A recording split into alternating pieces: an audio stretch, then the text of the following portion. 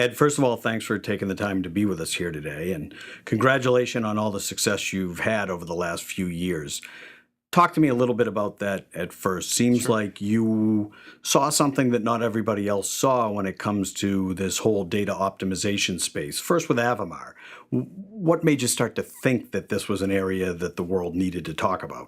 Well, what I saw is I've been in computers my entire career. What I saw is as the industry changed and morphed, we had solutions around the mainframe, consolidated. We saw it go into a decentralized or distributed environments. We saw it go back into more consolidated form with the virtualization trend that we've seen the last couple of years. In each and every case, what you saw is one thing that kept on growing was the amount of data. The amount of data that you need to consume, manage, analyze. And those are challenges to the organization, challenges for dollars, both CapEx and OpEx, but also just managing that growth. And they weren't really being addressed. Although there were solutions in the different spaces, and as it evolved, they never really got through the real issue. They dealt with different symptoms. The real issue is how do you have as much data as you need, but keep it in a smaller space? You mentioned Avamar, which was dedupe. What I saw my hypothesis around Avamar was, yes, we need to do things in the backup space to handle data less. Less data over the wire, less data going to tape. That was good. But what my hypothesis was, the value was the closer you get to creation, actually where the backup stream was being created compared to downstream, that's where the value would be. And that would really take on a piece of the market all by itself. So from there, you have a major success like EMC acquiring Avamar, and yet you probably had a lot of opportunities to do plenty of other things that came at you, but you decided to stay in the data optimization space, and then you moved to Storwize. I'm sure, like myself, there were a lot of other people that were scratching their head as to what was the attraction there for you initially. What did you see that Storwize had that was going to be an opportunity out in the market again for you?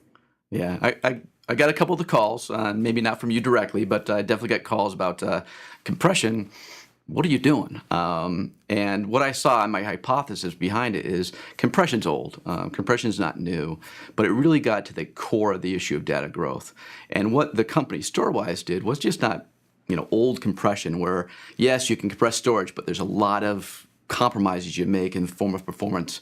What I saw is they cracked the code on making compression real time. So the 35 patents that I saw, none of them were about compression. What I saw was they did everything, all the patents, all the intellectual property was making compression real time. So there's no compromises like performance or overhead on systems. So what my hypothesis was is that compression made a lot of sense. And it's not a new concept, but the way they implemented it made what I'll say is a game-changing value proposition to the industry. And it could be truly breakout type of product if you could truly compress your storage 2 to 5 times. That's 50 to 80% compression. Don't get too confused by it, but if you could do that without any performance degradation, well, why wouldn't you do it? And the hypothesis is you would. So now it's clear after 2 successes in the data optimization space or the storage optimization space that this is the way that it's going to be. EMC's in, IBM's in, everybody's in, NetApp's in.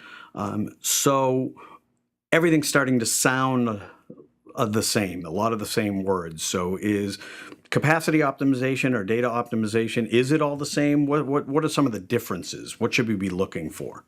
I think the differences between two technologies, the real-time compression from IBM and rudimentary compression just added to a file system, is dramatically different.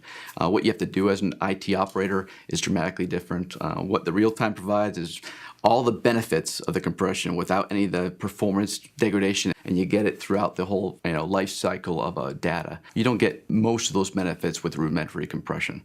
I think real-time compression gives a value proposition. Imagine being able to shrink your data 50 to 80%, or literally in the same footprint get 2 to 5x more physical data that you can run your business on.